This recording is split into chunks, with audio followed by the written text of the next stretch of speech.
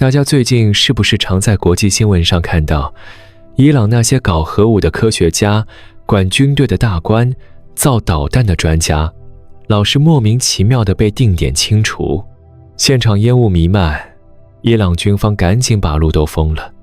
可全世界的人都纳闷，难道以色列的情报部门有千里眼不成？这里是意识觉醒，记得按赞、订阅并打开小铃铛，这样您就不会错过我们的新视频。说到这里，答案可能让您吓一跳。以色列的内应根本不在大街小巷，他们就藏在伊朗的总统府和那些高高的权力围墙里面。您想想看，伊朗最高精神领袖的孙女在纽约刷着留学生的朋友圈，那些政府大官清一色用着苹果手机和 Gmail 邮箱办公，就连革命卫队的将军，他们的儿子还在迪拜晒着游艇开派对。在这样的环境下，苏莱曼尼那位被炸死的将军的车队要是不被 GPS 定位到，那才叫奇怪呢。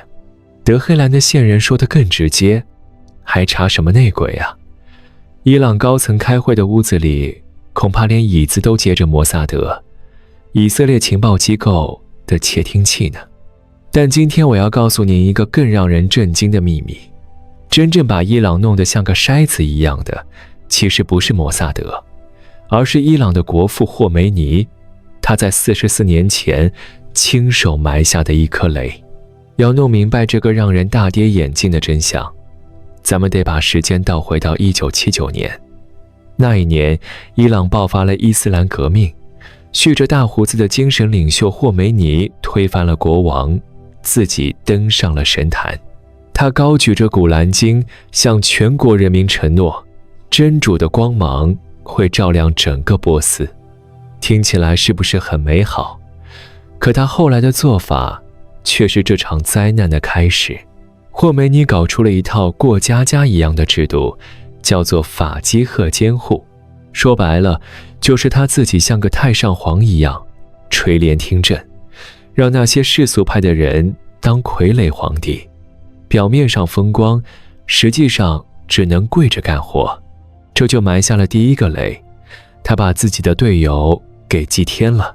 霍梅尼刚一掌权，突然就开始对自己的老战友伊朗的左翼力量大开杀戒，成千上万的人被枪毙，扔进了乱葬坑，理由仅仅是怀疑他们思想不纯洁。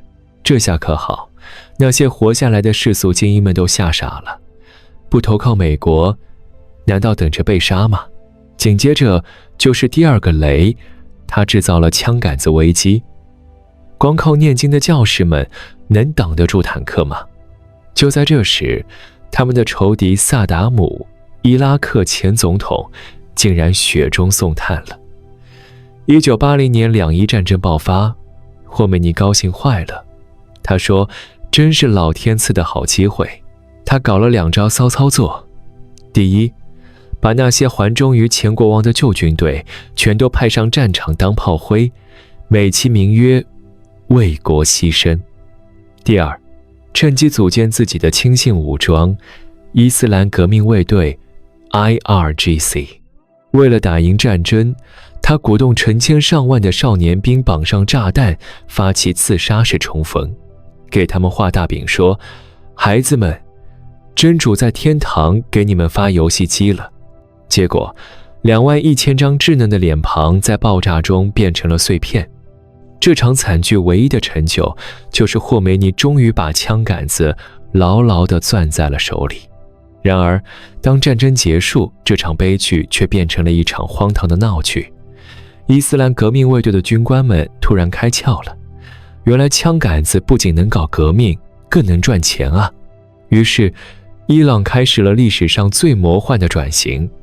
这些圣战士们集体下海，当起了黑心资本家。他们的发财路线图清晰又贪婪。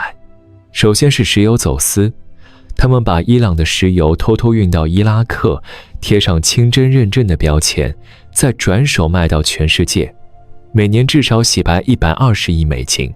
其次是基建承包，他们成立了自己的专属公司哈塔姆安比亚，把战后重建的生意全都揽到自己手里，直接把巴格达改造得像个小澳门，赌场酒店一条龙，灯红酒绿。最后是跨界收割，从矿山开采到酸奶厂，什么赚钱就控制什么，竟然垄断了伊朗35%的经济命脉。民间的企业家只能哭着抱怨，我们拿什么去竞标啊？革命卫队的成本价简直就是零元购。前年我在德黑兰机场偶然遇见一位姓王的华商，他正在跟革命卫队谈生意。他指着墙上苏莱曼尼那位被炸死的将军的巨幅海报，冷冷地讽刺说，还反美英雄，简直就是带货顶流差不多。他手下将军在伦敦买的别墅，连厕所都贴满了金箔。面对这样的吃相，伊朗的世俗精英们彻底怒了，他们的财路被断，心里只有一个念头，断人财路如杀我父母。摩萨德的兄弟，借把刀用用行不行？您以为这只是一场普通的权力斗争？错了，这是哈梅内伊家族主导的伊朗继承之战。伊朗的老百姓早就看透了，在这个国家真正说了算的是盘踞在权力顶端的4大家族。咱们来翻开这些权力角色的档案。首先登场的是哈梅内伊家族，他们是伊朗绝对的权力核心，最高领袖哈梅内伊是这个家族的大家长。他的大儿子穆赫辛虽然低调神秘，却被认为是隐形储君，掌控着深不可测、富可敌国的宗教基金会。小儿子莫杰塔巴更是实权人物，把持着情报机构，游走在黑白两道之间。最讽刺的魔幻场景是，高举反美大旗的精神领袖的宝贝孙女，竟然公然在纽约的酒吧里举杯畅饮，高喊着自由万岁。然后是拉夫桑贾尼家族，堪称伊朗石油界的宋美龄家族，他们垄断了德黑兰地铁、港口等暴利项目，每一寸投入使用的铁轨都沾满了油芯。民间流传着一句金句，想发财，看看拉加今天在修哪条路。第三股势力是革命卫队军工复合体苏莱曼尼系，以牺牲的圣城旅指挥官苏莱曼尼的老部下为核心。他们是一个穿着军装的商人集团，手里既有枪杆子，又有钱财大权，操纵着军火贸易和石油走私。他们的家族日常就是一边在社交媒体上晒着洛杉矶的豪华别墅泳池照，一边配文感谢真主的恩赐。最后是看似落魄的霍梅尼家族，他们曾经的辉煌不再，遭到了哈梅内伊集团的持续打压和清理。他们现在似乎只剩下一个本事，充当完美的背锅侠。每次有重大丑闻，比如石油走私，需要平息民愤，总能和他们扯上关系，成为全网嘲讽的对象。这些家族之间的暗战招招致命。据说有一次，一位革命卫队的高级将领酒后抱怨，哈梅内伊的二儿子收工程回扣的胃口比恐怖组织砍人头还狠。结果不到3天，这位敢于直言的将领就意外遭遇了严重车祸。这可不是个例，在权力游戏的棋盘上，从来都不缺少意外的死亡。走在今天的伊朗街头，常常让人感觉精神分裂，就像同时穿越在2个平行世界。一个世界是虔诚的宗教表面区，街头巷尾挂满了霍梅尼和苏莱曼尼的巨幅画像，路人偶尔路过海报前会突然停下，庄重的行礼，就像粉丝见到最红的明星一样。到了苏莱曼尼的忌日，万人空巷地参与哭坟仪式，小贩们一边缝制着打倒美国的旗帜，一边盘算着今天这批旗子能挣$5。而另一个世界则是世俗精英的真实人生副本。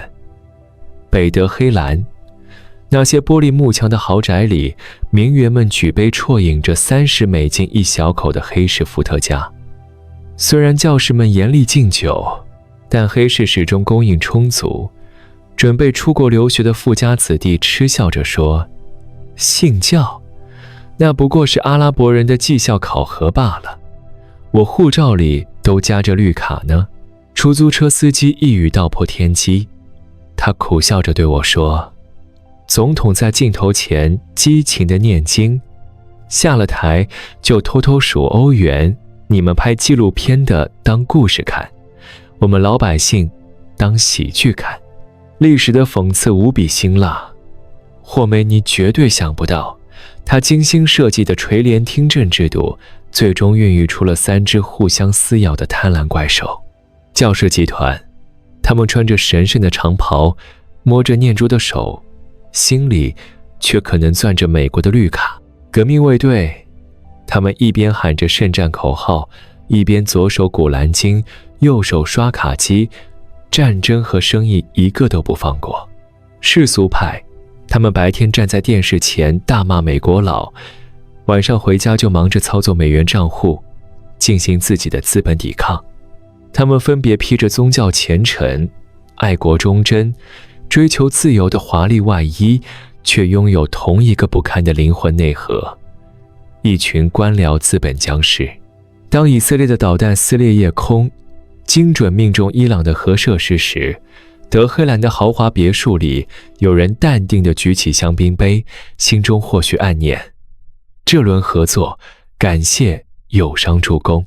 而同一时间，在贫民区拥挤的超市里，一个主妇盯着肉价标签上那暴涨了300%的数字，双手止不住地发抖。这就是今日真实的伊朗，国家是权贵们争夺的大棋盘，百姓是镰刀下等待收割的韭菜，而对手的生命，在他们的账本里，永远只是一项可以接受的成本支出。